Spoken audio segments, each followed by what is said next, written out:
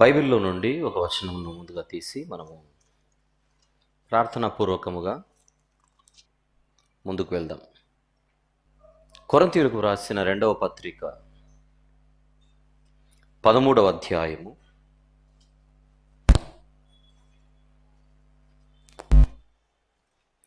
5వ వచనం ఒకసారి చదువుకుందామా? కొరింథీయులకు వ్రాసిన 2వ పత్రిక 13వ అధ్యాయము 5వ వచనం, మీరు విశ్వాసము గలవారై ఉన్నారో లేదో మిమ్మును మీరే శోధించుకొని చూచుకొనుడి, మిమ్మును మీరే పరీక్షించుకొనుడి. మీరు భ్రష్టులు కాని ఎడల యేసుక్రీస్తు మీలోనున్నాడని మిమ్మును గూర్చి మీరే ఎరుగరా. ప్రార్థన చేసుకొని దేవుని సహాయాన్ని తీసుకొని ముందుకెళ్దాం. ప్రేమగల తండ్రి, కృపగల దేవ, జీవము గల నాయన, పరిశుద్ధుడైన మహాగొప్ప దేవ, మరొక నూతన దినమును మాకు అనుగ్రహించి మరొక నూతన వారములోనికి మేము అడుగుపెట్టుటకు మీరు చూపుతున్న కృపను బట్టి స్తుతులు చెల్లిస్తున్నాము నాయన. చదవబడిన లేఖన భాగము మా అందరి ధ్యానములో, మా అందరి భక్తి జీవితాలకు ఎంతో ప్రయోజనకరంగా ఫలభరితముగా ఉండులాగున ఈ కొద్దిసేపు మా వాక్య ధ్యానమును ఆశీర్వదించమని తండ్రి ప్రార్థించుటకు మాకు అర్హత లేదు, కానీ కేవలం మీ ప్రియ కుమారుడు చిందించిన అమూల్యమైన రక్తమును ఆశ్రయించి మాత్రమే మీ సన్నిధిలోనికి వస్తూ ఉన్నాం. మీ చేతుల్లోనికి మమ్మల్ని తీసుకొని బలపరిచి మీ ఆత్మ సహాయం చేత తండ్రి మాకు వాక్యము నేర్పించి మా జీవితాలను బలపరచమని వేడుకొనొచ్చు. మీ ప్రియ కుమారుడు, మా ప్రభు, ప్రియ రక్షకుడైన యేసుక్రీస్తు ప్రభు వారి పరిశుద్ధ నామములో ఈ ప్రార్థన సమర్పిస్తున్నాము తండ్రి, ఆమేన్. చదవబడిన లేఖన భాగము కొరింథీ 2వ పత్రిక 13వ అధ్యాయము 5వ వచనము. మీరు విశ్వాసము గలవారై ఉన్నారో లేదో మిమ్మును మీరే శోధించుకొని చూచుకొనుడి, మిమ్ము మీరే పరీక్షించుకొనుడి. This is Christianity. This is true Christianity. నిజమైన క్రైస్తవ్యం అన్నది ఎలా ఉంటుంది అని అడిగితే, వాక్యము సూచిస్తున్నది, తెలియజేయుచున్నది, క్రైస్తవులు తమను తాము పరీక్షించుకుంటారు. Examining one self.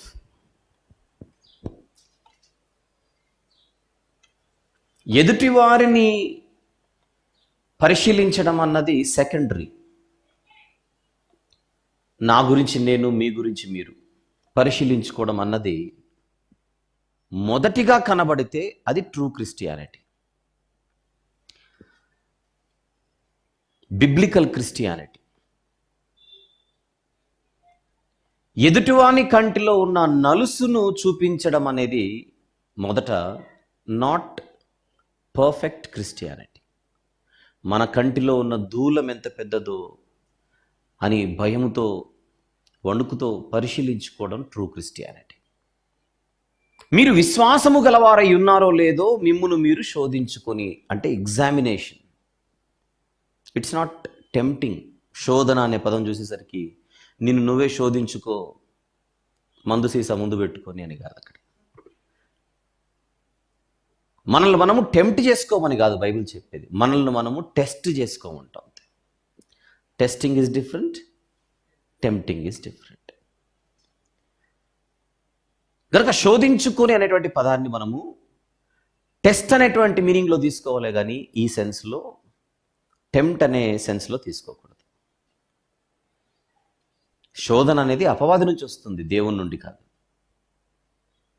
శోధన అనేది అపవాది పిల్లల నుంచి వస్తుంది, దేవుని పిల్లల నుండి కాదు. మనల్ని ఎవరైనా శోధిస్తున్నారు అనుకోండి, శోధించాలన్న ఉద్దేశంతో వచ్చి శోధించేవారు దేవుని పిల్లలు కాదు. సంఘ పెద్దలను, సంఘంలో ఉన్న వారిని పరీక్షించమని బైబిల్ చెప్పింది. అది పరీక్షించడం. కానీ సంఘ పెద్దలు ఎప్పుడు సహోదరులను, విశ్వాసులను శోధించారు. ఈ విషయాన్ని మనసులో పెట్టుకొని ముందుకెళ్దాం.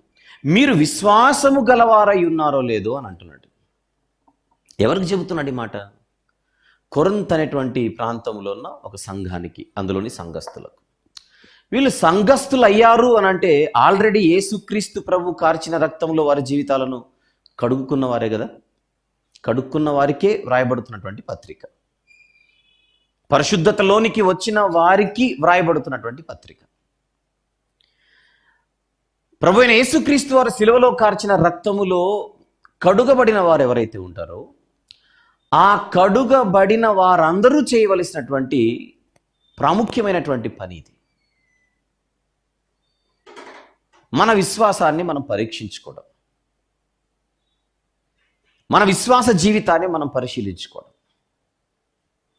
అయితే ఇక్కడ పాయింట్ ఏందని అడిగితే, మనం యేసుక్రీస్తు ప్రభు కార్చిన రక్తంలో కడుగబడినప్పుడు ఏం జరుగుతోంది అని మనం ప్రశ్నించుకుంటే, అక్కడ మనము దాసత్వపు సంకెళ్ళ నుండి స్వాతంత్రపు వెలుగులోనికి వచ్చేస్తున్నాం, స్వేచ్ఛా స్వాతంత్రములోనికి వస్తున్నాం. రక్తంలో కడుగబడినప్పుడు ఏం జరుగుతోంది? We are becoming free. ఫ్రీడమ్ అనేది వస్తుంది మనకు, దాన్ని స్వాతంత్రం అని అంటాం. దాసత్వపు సంఖ్యల నుండి మనం విడిపింపబడి స్వాతంత్ర సంతోషకరమైనటువంటి వాతావరణంలోనికి వస్తున్నాం. స్వాతంత్రపు గాలిని పీల్చడానికి మనకు అవకాశం లభిస్తోంది. సో ప్రభు యొక్క త్యాగములో ఏం దొరుకుతోంది అని అడిగితే మనకు స్వాతంత్రం దొరుకుతోంది. ఆయన రక్తంలో కడగబడిన ప్రతి ఒక్కరు కూడా స్వతంత్రులే ఇప్పుడు. కానీ స్వతంత్రులైన వారు ఏం చేయాలి అని అడిగితే తమను తాము పరీక్షించుకోవాలట. అది డ్యూటీ. అంటే స్వాతంత్రములో బాధ్యత ఉందా? అవును అని కనబడుతోంది. స్వేచ్ఛా స్వాతంత్రం వచ్చింది అని అంటే రెక్కలు విరుచుకొని ఇష్టం వచ్చినట్టుగా ఎగిరి తిరగమని కాదు. స్వతంత్రులైన వారికి ఒక బాధ్యత ఇవ్వబడుతోంది. ఆ బాధ్యతే పరీక్షించుకోవడం. మనకు బైబిల్లో పరీక్షించుకోవడం అనేది చాలా తరచుగా కనబడుతుంటుంది. ఒక మాట చూద్దాం. విలాప వాక్యములు తీద్దాం. 3వ అధ్యాయం, విలాప వాక్యముల పుస్తకం 3వ అధ్యాయం 40వ వచనం ఒకసారి చూద్దామా. 40. మన మార్గములను పరిశోధించి తెలుసుకొని మనము యెహోవా తట్టు తిరుగుదుము. మన మార్గములను మనమే పరిశోధించుకోవాలి. అంటే నేను నడుస్తున్న మార్గం ఏంటి? మార్గాన్ని పరిశోధించడం. ఒకవేళ నేను నడుచున్న మార్గము పాపుల మార్గమేమో, అసలు పాపపు దాసత్వ స్థితి నుంచే మనకు విడుదల కలిగిన తర్వాత మళ్ళీ నేను నడుస్తున్న ప్రయాణం, నేను వెళుతున్నటువంటి మార్గం మళ్ళీ పాపపు మార్గం అయితే ఇంతకు నేను స్వతంత్రుడనా దాసుడనా? ఏ దాసత్వము నుంచి నేను వెనక్కి రావాలి, బయటికి రావాలని అనుకుంటున్నానో మరలా ఆ దాసత్వపు కాడి క్రిందికి వెళ్ళిపోతున్నానంటే నేను స్వతంత్రుడను కాలేను. అంటే వచ్చిన ఫ్రీడమ్ వెనుక, ఆ ఫ్రీడమ్ వచ్చిన ప్రతి ఒక్కరికి కూడా ఒక రెస్పాన్సిబిలిటీ ఉందన్నమాట. Freedom brings responsibility.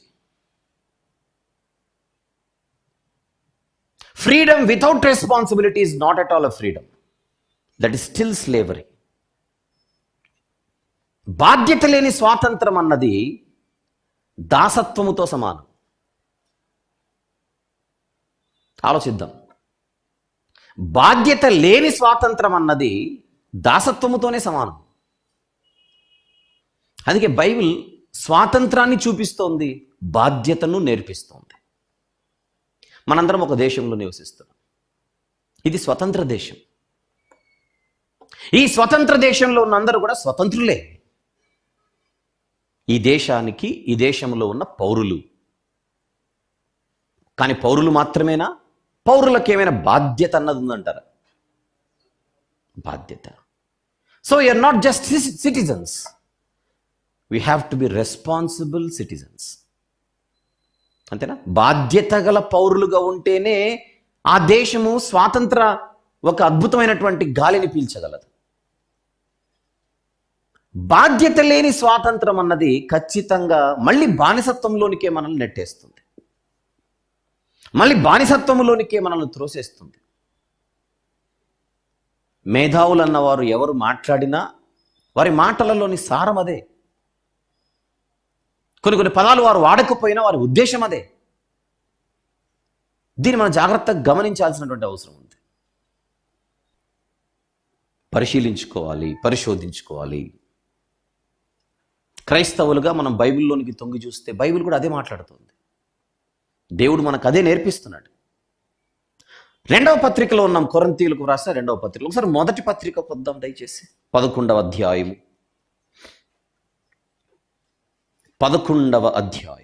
28వ వచనం ఒకసారి చూద్దాం. 28. కాబట్టి ప్రతి మనుష్యుడు తన్ను తాను పరీక్షించుకొనవలెను, అలాగు చేసి రొట్టెను తినాలి, అలాగు చేసి పాత్రలోనిది త్రాగాలి. మామూలుగా రొట్టె తీసుకోవడం కాదు, మామూలుగా పానీయం తీసుకోవడం కాదు. దానికి ముందు ఏం చేయాలట? పరీక్షించుకోవాలి. ప్రతి ఆదివారం మనము ఇక్కడ కూడుకోవడానికి వచ్చినప్పుడు పరీక్షించుకొనే రొట్టెలో చేయి వేస్తున్నామా, పరీక్షించుకొనే పానీయంలో చేయి వేస్తున్నామా? వితౌట్ పరీక్ష మనం ముందుకెళ్ళిపోతున్నాం. అమ్మో ఈరోజు రొట్టె తీసుకోకపోతే ఏమవుతుందో, అమ్మో ఈరోజు నేను ద్రాక్షరసం తీసుకోకపోతే ఏమవుతుందో, ఆ సెంటిమెంట్ ఉంది. కానీ దానికంటే ముందు నన్ను నేను పరీక్షించుకోవాలి. Because I'm a Christian.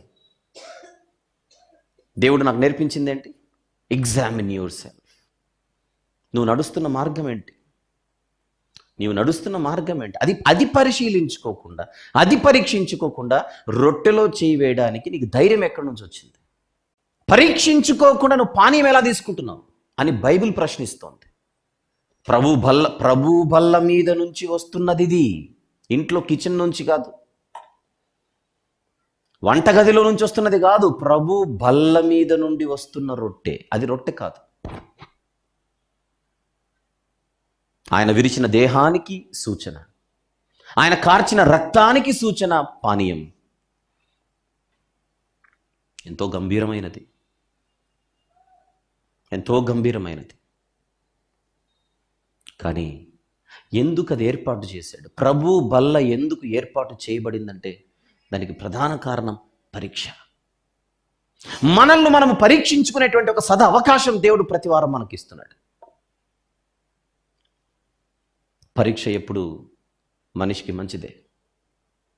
అది మెడికల్ టెస్ట్ అయినా,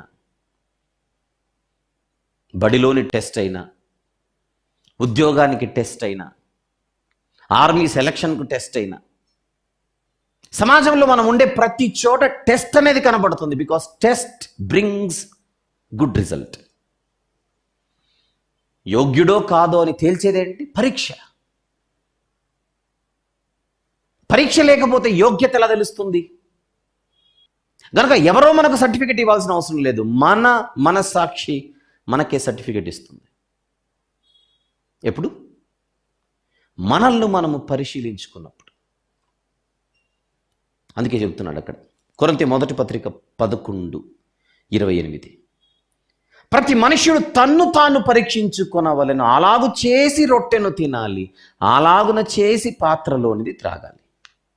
31వ వచనం, అదే అధ్యాయం 31.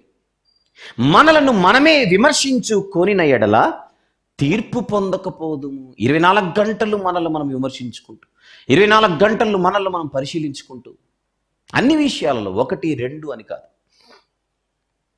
అది వ్యక్తిగత జీవితంలోనైనా, కుటుంబ జీవితంలోనైనా, సంఘ జీవితంలోనైనా, సామాజిక జీవితంలోనైనా ఈ పరీక్ష ఎవరిని పరీక్ష? ఎదుటోడిని పరీక్షించడం కాదు, నన్ను నేను పరీక్షించుకుంటూ ముందుకెళ్ళాలి.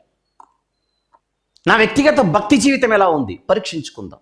నా కుటుంబ జీవితం ఉంది, నేను కుటుంబానికి ఆత్మీయ విషయంలో నేను ఎంతవరకు న్యాయం చేయగలుగుతున్నాను? దేవుడు నాకు ఇచ్చిన భార్య, దేవుడు నాకు ఇచ్చిన భర్త, దేవుడు నాకు ఇచ్చిన పిల్లలు, దేవుడు నాకు ఇచ్చిన తల్లిదండ్రులు, వీళ్ళందరి విషయంలో నేను చేస్తున్న న్యాయం ఎంత అని మనల్ని మనం పరీక్షించుకోవాలి. ఇది మన కుటుంబ జీవితానికి సంబంధించి. మరి సంఘ జీవితం? క్రమము తప్పకుండా నేను మందిరానికి వెళ్తున్నానా? మందిర జీవితంలో నాది నిర్మాణాత్మకమైనటువంటి పాత్రను నేను పోషించగలుగుతున్నానా?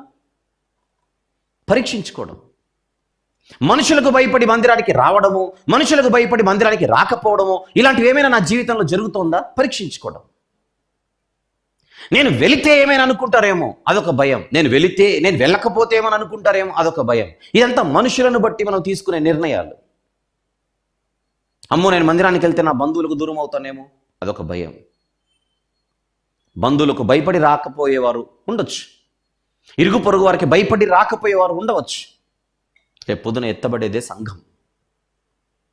సంఘములో మనం ఉండడానికి ఆలోచిస్తున్నామంటే, సంకోచిస్తున్నామంటే, సంశయిస్తున్నామంటే వెనకలేదో తేడా ఉంది. మన మార్గం కరెక్ట్ కాదు, మన విధానం కరెక్ట్ కాదు. బ్యాప్టిజం ఏమో తీసుకొని ఉంటాం, ఎప్పుడో స్వాతంత్రం వచ్చింది కానీ బాధ్యత లేదు. బాప్తిస్మం తీసుకున్న రోజున ఏం జరుగుతుంది? స్వాతంత్రం వస్తుంది కానీ బాధ్యత ఎక్కడది? Freedom without responsibility. మనిషిని గొప్పోణ్ణి చేసేదే, మనిషిని ఉన్నత స్థితికి తీసుకొని వెళ్ళేదే ఆ మనిషిలో కనబడే బాధ్యత. ఇంటి యజమానికి బాధ్యత ఉంటే కుటుంబం ఒకలా ఉంటుంది, అదే ఇంటి యజమానికి బాధ్యత లేకపోతే అదే కుటుంబ పరిస్థితి మరోలా ఉంటుంది. Responsibility and irresponsibility, difference between these two. That is the power of responsibility. బాధ్యతకున్న శక్తి అది. వయసుకు వచ్చిన కొడుకు బాధ్యతగా ఫీల్ అయితే కుటుంబ ఎదుగుదల కోసం పనిచేస్తాడు. వయసుకు వచ్చిన కొడుకు వయసు వచ్చినప్పటికీ బాధ్యతగా ఫీల్ అవ్వకపోతే, when he doesn't feel responsible enough in the family, వాడు కుటుంబానికి భారమే అవుతాడు. తండ్రి చనిపోయిన ఇంటిలో కుమారుడు కొన్ని సందర్భాలలో, కొన్ని కుటుంబాలలో మొత్తం కుటుంబ బాధ్యతలను టేకప్ చేస్తాడు. చూసే వాళ్ళందరికీ ఎంతో ముచ్చటేస్తుంటుంది. తండ్రి లేకపోయినా తండ్రిలా కుటుంబాన్ని మోసుకొని వెళ్తున్నాడు. అదే కుటుంబంలో అదే కుమారుడికి బాధ్యత లేకపోతే వాళ్ళు బజారున పడాల్సిందే అంతే. సిలువ దగ్గర మనకు స్వతంత్రం దొరుకుతోంది. సిలువ దగ్గర మనం స్వతంత్రులు అవుతున్నాము. అక్కడ నుంచి మన స్వాతంత్ర జీవితం ప్రారంభమై కొనసాగుతుంది. సిలువలో తెగిపోయాయి బానిసత్వపు సంఖ్యలు. పాపానికి సంబంధించిన సంఖ్యలను దేవుడు తుంచేశాడు. ఆ స్వాతంత్రం పొందిన వాళ్ళు బాధ్యతగా ఉండాలి. ఐగుప్తు నుంచి ఒకనాడు వచ్చిన స్వాతంత్రాన్ని పొంది బయటికి వచ్చి అరణ్య ప్రయాణంలో సాగుతున్నప్పుడు వాగ్దాన దేశాన్ని నేను పొందుకోవాలన్న ఆలోచన కలిగి బాధ్యతగా ముందుకెళ్లాల్సినటువంటి ఇశ్రాయేలు ప్రజలు బాధ్యతను పక్కన పెట్టి విస్మరించి మోషే గారు కొద్ది రోజులు కనబడకపోయేసరికి దూడం చేసుకున్నారనంటే ఏం బాధ్యత వీళ్ళది? మరి మోషే గారు ఉంటే చేస్తారా దూడ? మోషే గారు ఉంటే దూడ చేసుకోవాలనే ఆలోచన వచ్చేదా? అంటే నాయకుడు ఉంటే ఒకలా, నాయకుడు లేకపోతే ఒకలానా? నాయకుడు లేకపోయినా వెంటనే ఆ బాధ్యతలు టేకప్ చేసి, ఆయన లేకున్నా పర్వాలేదు మనం ముందుకు వెళ్ళాలి, దారి తప్పకూడదు అనేటువంటి ఆలోచన మిగిలిన ప్రజలకు ఉన్నప్పుడే వారు బాధ్యత కలిగినటువంటి సభ్యులు అవుతారు కదా. ఇది పాత నిబంధనలోని అరణ్యములోని సంఘం. అది పాత నిబంధనలోని అరణ్యములోని సంఘ పరిస్థితి మనకు ఎలా కనపడుతోంది? నాయకుడు ఒక 40 రోజులు కనబడకపోయేసరికి దారి తప్పారు. కారణం బాధ్యత. మోషే గారికి ఉన్నంత బాధ్యత వీళ్ళు ఫీల్ అవ్వట్లేదు. మోషే గారికి ఉన్నంత భారం వీళ్లకు లేని పరిస్థితి కనపడుతోంది. ఇష్టం వచ్చినట్టుగా సొంత నిర్ణయాలు తీసుకొని దారి తప్పారు. మరి కొద్ది రోజులైన తర్వాత ఐగుప్తుకు తిరిగి వెళ్ళిపోదాం అనుకుంటున్నారు. చూసారా ఎంత బాధ్యత రహిత జీవితం అరణ్యములోని సంఘానిది. అందుకే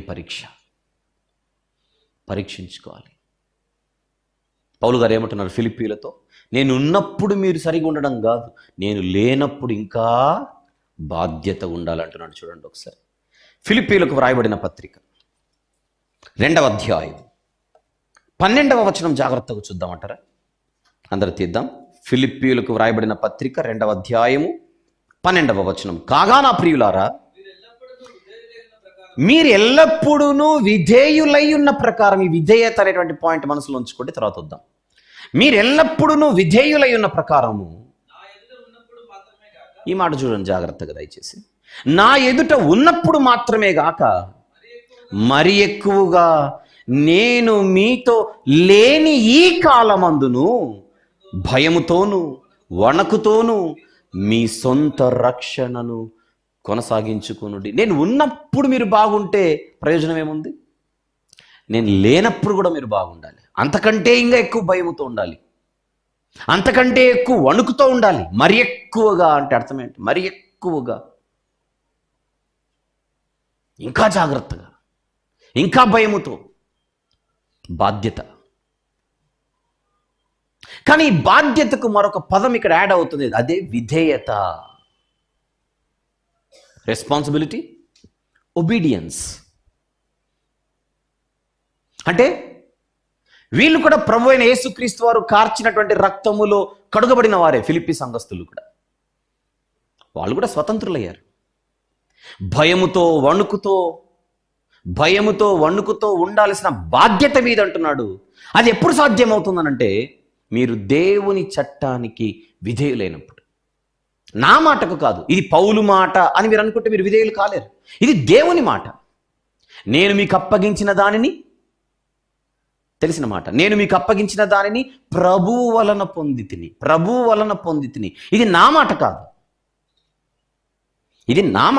ఇది దేవుని మాట. కళ్ళ ముందు స్వాతంత్రం కనబడుతోంది, కానీ ఆ స్వాతంత్రము వెనుక కనబడవలసిన లక్షణాలు: 1 బాధ్యత, 2 విధేయత. ఈ రెండిట్లో ఏది ఫెయిల్ అయినా స్వాతంత్రానికి అర్థం ఉండదు. It is universal truth and universal principal.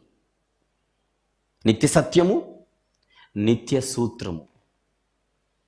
బాధ్యత లేకపోయినా విధేయత లేకపోయినా స్వాతంత్రము నిలబడదు. అది స్వాతంత్రము కానేరదు. స్వాతంత్రం రావడం ఒక ఎత్తు అయితే, దాన్ని నిలబెట్టుకోవాలంటే ఈ 2 ప్రధానమైనటువంటి ఆధార స్తంభాలు. స్వాతంత్రానికి 2 ముఖ్య స్తంభాలు ఇవి: responsibility and obedience. These are the 2 pillars of freedom. రేపటి రోజున ఈ దేశం నూతన స్వాతంత్ర దినోత్సవాన్ని జరుపుకోబోతోంది. అవును, 1947లో వచ్చినటువంటి స్వాతంత్రం విజయవంతంగా కొనసాగుతోంది. కానీ ఇట్టి సమయంలో బాధ్యత కలిగినటువంటి ఏ పౌరుడైనా, ఏ సమాజమైనా చేయవలసింది, ఇంతకు స్వాతంత్రం పొందినటువంటి దేశస్థులు, ఆ దేశస్థులలో నేనొక్కడిని, ఎవరికి వాళ్ళు, am I just a citizen of this country or am I a responsible citizen of this country అని పరీక్షించుకోవాలి. ఎవరు?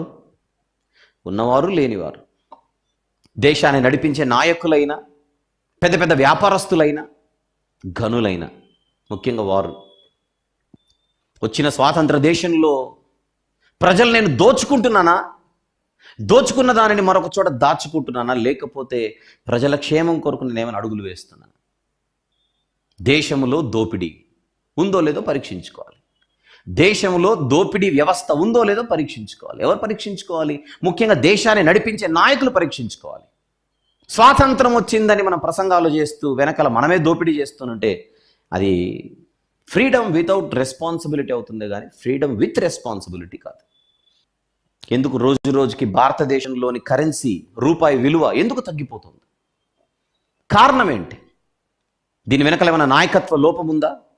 నాయకులలో స్వార్థం ఉందా? ఇది పరిశీలించుకోకపోతే రోజు రోజుకి దేశం దిగజారిపోతూనే ఉంటుంది. స్వాతంత్రం అనే ట్యాగ్ను మాత్రం ముందు పెట్టుకొని అన్ని విషయాలలో. చట్టాలేమో చేయబడుతున్నాయి, కానీ చేయబడుతున్న చట్టాలకు చేస్తున్న వాళ్ళే విధేయులు కాకపోతే, విధేయులు అనే పదం వాడుతున్నాను మళ్ళీ ఇక్కడ. చట్టాలు చేయబడుతున్నాయి, కానీ చేయబడుతున్న చట్టాలకు చేస్తున్న వారే విధేయులు కాకపోతే, లోబడకపోతే చట్టానికి అర్థమేముంది? స్వతంత్ర భారతదేశంలో మన చట్టాలు మనమే చేసుకుంటున్నాం, కానీ చేయబడుతున్న చట్టాలకు విధేయులు అవుతున్న వారు ఎంతమంది? లోబడుతున్న వారు ఎంతమంది? మేము కాదు కదండి చట్టాలు చేసేది, అసెంబ్లీలో వాళ్ళు చేస్తున్నారు, పార్లమెంట్లో వాళ్ళు చేస్తున్నారు అనొచ్చు, కానీ వాళ్ళకు ఓట్లేసి పంపించింది ఎవరు? ఓట్లు వేసి గెలిపించి వారిని పార్లమెంట్కి పంపించింది ఎవరు? అసెంబ్లీకి పంపిస్తున్నది ఎవరు? పౌరులే. కనుక చేయబడుతున్న చట్టాల వెనుక పరోక్ష హస్తం ప్రజలది కూడా ఉంది. కానీ చేయబడుతున్న చట్టాలకు లోబడుతున్న వాళ్ళు ఎంతమంది? నిజాయితీగా ఆలోచిస్తే చట్టాలకు లోబడుతున్న వారి సంఖ్య తక్కువ. అందుకే వచ్చిన స్వాతంత్రం ఘనమైనదిగా సమాజంలో కనబడుతుందో లేదో అనే ప్రశ్న తలెత్తుతుంది. When leaders are not responsible enough and when all the other citizens are not responsible enough, there is no meaning for the freedom what we got in 1947. కదా? కారణాలు ఏవైనా సామాన్యుడు బ్రతికే పరిస్థితులు దేశంలో లేవు. This is true. కారణాలు ఏమైనా ఉండొచ్చు కాక సామాన్యుడు బ్రతికే పరిస్థితులు ఈరోజు లేవు. అవసరమైతే ఇప్పుడు కుటుంబ ప్లానింగ్ ఎలా అవుతుంది అంటే ఫ్యామిలీ ప్లానింగ్ గురించి మాట్లాడట్లా. ప్రతి నెల బతకడానికి ఎలా ప్లాన్ చేసుకోవాలనంటే 3 పూట్లు తింటేనే బతుకుతాం ఏంటి, 2 పూట్లు తినైనా బతికేద్దాం. ఇక అలా లేవా పరిస్థితులు? 3 పూట్ల తింటేనే బతుకుతామా? అడ్జస్ట్ అయిపోతాం, 2 పూట్లు తిందాం. ఇది ఎంత దౌర్భాగ్యమైనటువంటి పరిస్థితి ఒకసారి ఆలోచించండి. స్వాతంత్రం వచ్చింది, బాధ్యత ఎక్కడుంది? స్వాతంత్రం వచ్చింది, విధేయత ఎక్కడుంది? ఈ ప్రశ్న నేను సమాజానికే ఎట్లా, నా గురించి నేను వేసుకోవాలి, మీ గురించి మీరు వేసుకోవాలి. ఎందుకంటే క్రైస్తవులకు బైబిల్ నేర్పిన మరొక అద్భుతమైనటువంటి పాఠం ఏంటో మనం వాక్యపట్టణంగా చదువుకున్న పేతురు గారు రాసిన మొదటి పత్రికలో తొంగి చూద్దాం. పేతురు గారు రాసిన మొదటి పత్రిక మనం వాక్యపట్టణంగా చదువుకున్న వాక్య భాగం ఇది. 2వ అధ్యాయం 12వ వచనం ఒకసారి చూద్దాం జాగ్రత్తగా. పేతురు గారి మొదటి పత్రిక 2:12 ముందుగా, అన్యజనులు మిమ్మును ఏ విషయంలో దుర్మార్గులని దూషింతురో ఆ విషయములో వారు మీ సత్క్రియలను చూచి వాటిని బట్టి దర్శన దినమున దేవుని మహిమపరచునట్లు వారి మధ్య మంచి ప్రవర్తన గలవారై ఉండవలెనని మిమ్మును బతిమాలు కొనుచున్నాను. సమాజంలో క్రైస్తవులను ఎవరైనా చూస్తే శభాషణాలే తప్ప మనల్ని చూసి ఉమ్మేసే పరిస్థితులు ఉండకూడదు. This is the responsibility of Christians. చూస్తున్నారు అక్కడ ఇష్టం వచ్చినట్టుగా బతకమన్నాడా సమాజంలో దేవుడు? No, be responsible citizens of your nation. నీ దేశంలో నువ్వు బాధ్యత గల పౌరునిగా ఉండమని చెప్తున్నాడు. అదే పాయింట్ అక్కడ. జాగ్రత్త అంటున్నాడు అంటే రెస్పాన్సిబిలిటీనా కాదు అది. 13, మనుష్యులు నియమించు ప్రతి కట్టడ, చట్టం. కట్టడ అంటే అర్థం ఏంటి? చట్టం. అసెంబ్లీలోనా పార్లమెంట్లోనా? ఈ కట్టడలన్నీ ఎక్కడ చేయబడుతున్నాయి మన దేశంలో? అసెంబ్లీలోను పార్లమెంట్లోను. చట్టసభలు అంటున్నాం. ఆ చట్టసభలలో ఈ చట్టాలను చేస్తున్నది ఎవరు? మనుషులు. ఆ మనుష్యులు నియమించు ప్రతి కట్టడకును ప్రభువు నిమిత్తమై, నెక్స్ట్ మాట, లోబడి ఉండుడి. చట్టానికి విధేయులు కండి, చట్టానికి విధేయులు కండి. మన సోషల్ లైఫ్ గురించి మాట్లాడుతున్నాడు అక్కడ. It's not just spirituality, it's not just spiritual life. Social life is a part of spiritual life. Social responsibility is a part of spiritual responsibility.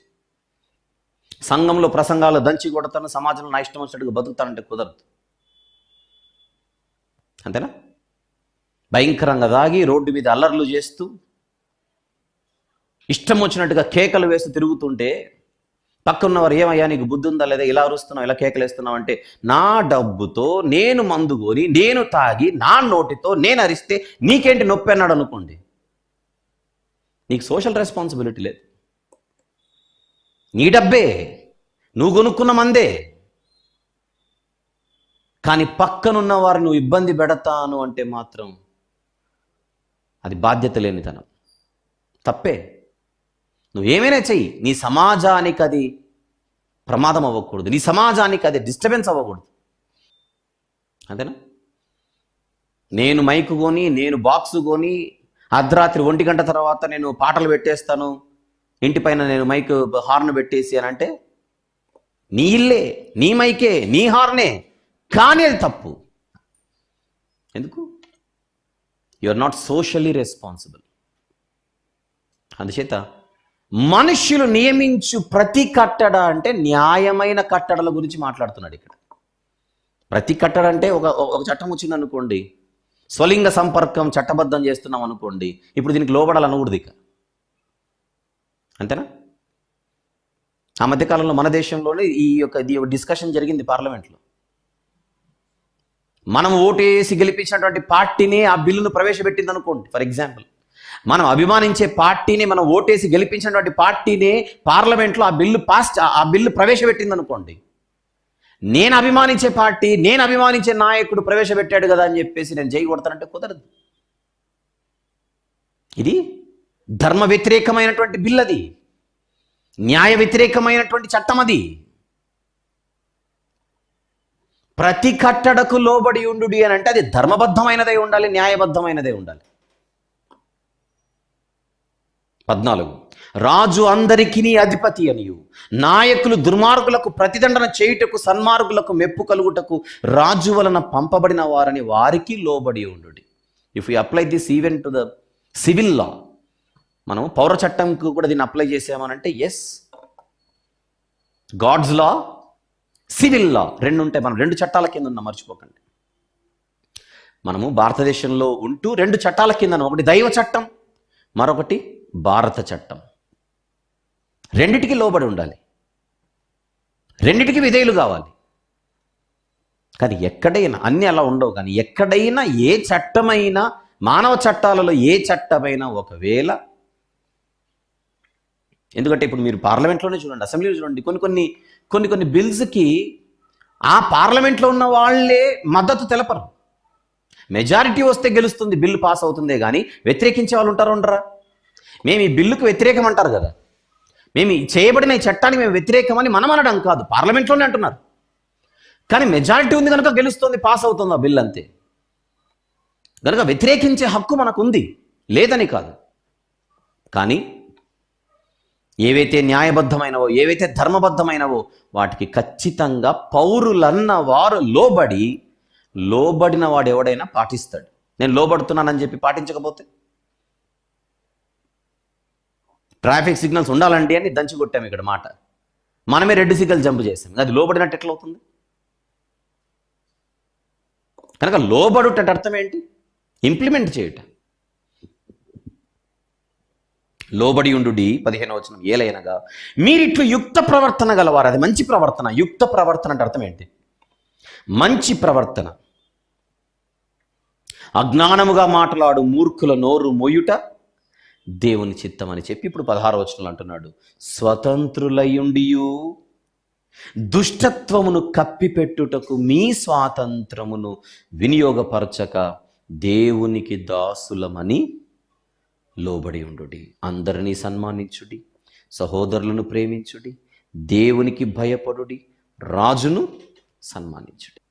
అంటే న్యాయం, ధర్మం అన్నవి ప్రభుత్వము నుండి, రాజుగారి నుండి, పాలకుల నుండి మనం పొందుతున్నప్పుడు వారిని సన్మానించడంలో తప్పులేదు, గౌరవించడంలో తప్పులేదు. ఒకవేళ వారు నియంతల్లాగా ప్రవర్తిస్తూ ఇష్టం వచ్చినట్టుగా చట్టాలు చేసుకుంటూ ముందుకెళ్ళిపోయి ఒక నియంతృత్వ పాలన నేను చూపిస్తానంటే మాత్రం తప్పదు, నాయకుడిని మార్చుకోవాల్సి వస్తుంది పౌరులుగా మనం ఒక దేశంలో బతికేటప్పుడు. కానీ అబవ్ ఆల్, అన్నిటికంటే మించి మనందరి నాయకుడు పరలోకంలో ఉన్నాడు. ఆయన సర్వాధికారి, నిత్యాధికారి, న్యాయాధికారి, న్యాయాధిపతి.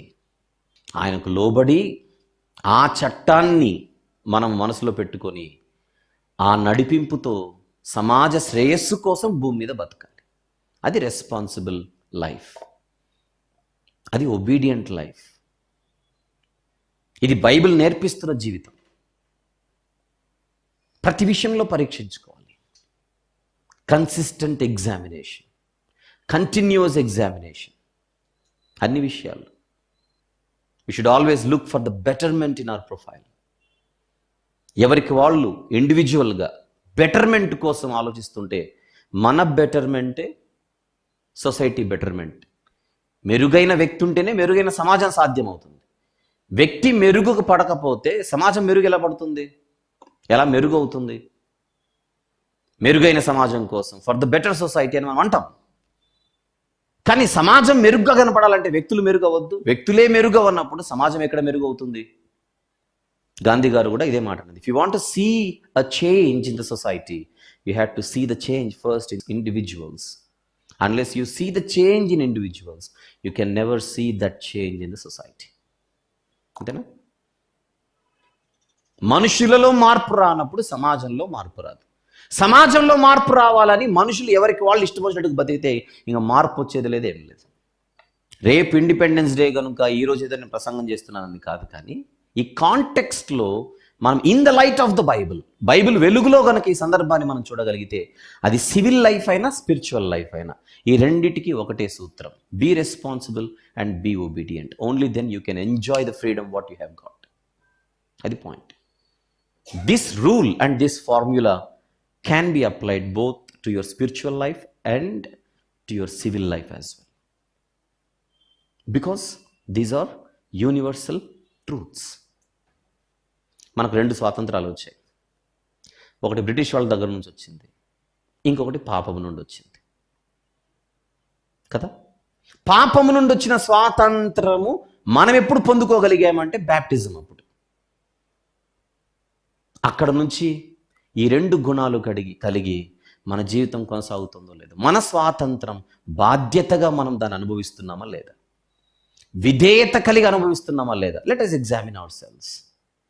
అలాగే ఈ దేశంలో ఉంటున్నటువంటి దేశ పౌరులుగా ఈ స్వాతంత్రాన్ని మనము బాధ్యత కలిగి ఎంజాయ్ చేస్తున్నామా, వితౌట్ బాధ్యతనన్నా దేశంలో విధేయులై ఇష్టం వచ్చినట్టుగా మనము ప్రవర్తించకుండా యుక్త ప్రవర్తన కలిగిన వారు బ్రతుకుతున్నామా, లేదా సమాజ ప్రమాదానికి మనం ఏమైనా కారణమవుతున్నామా, సమాజంలో శాంతి భద్రతలు దెబ్బతినడానికి మనం ఏమైనా కారణమవుతున్నామా?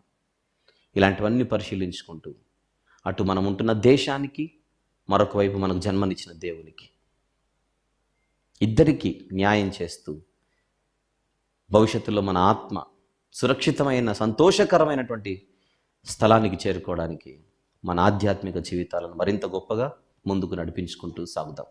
అటు రీతిగా ఈ మాటలన్నీ కూడా మనలో, మన హృదయాలలో నూరంతలుగా ఫలించునుగాక. ఆమేన్.